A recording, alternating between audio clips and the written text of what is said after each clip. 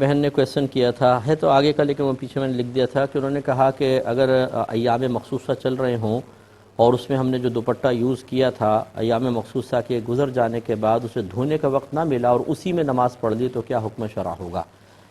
دیکھیں بہن، یہ بارہا ہم نے بتایا، لیکن آپ لوگ چونکہ تسلسل سے دیکھتے نہیں ہیں یا شروع کے پروگرام نکل جاتے ہیں۔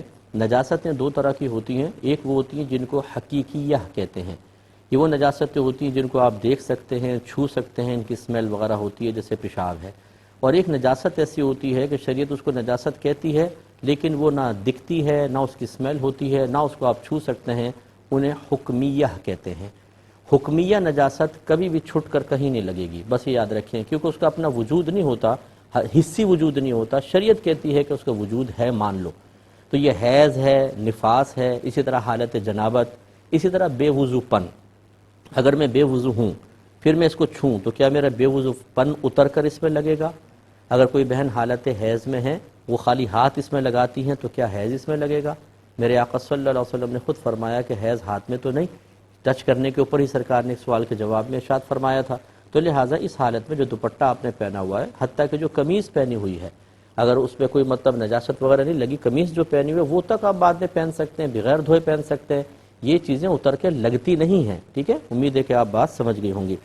ایک ہی کہتی ہیں کہ آپ نے کہا تھا کسی کے بارے میں برا گمان نہ کریں، لیکن اگر کوئی شخص مسلسل غلط کام کر رہا ہو، اب اس کے بارے میں گمان پیدا ہو تو کیا حکم شرع ہوگا؟ دیکھیں، ہماری جب ادھوری باتیں آپ سنیں گی نا، تبھی ہماری طرف ادھوری باتوں کی نسبت کریں گے۔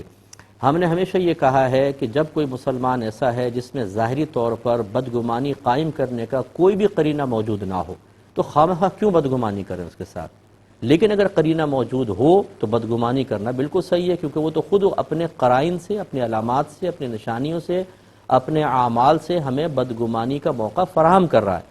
تو لہٰذا اگر کوئی مسلسل غلط کام کرتا ہے تو اس کے بارے میں کہاں سے اس نظر قائم کریں گے؟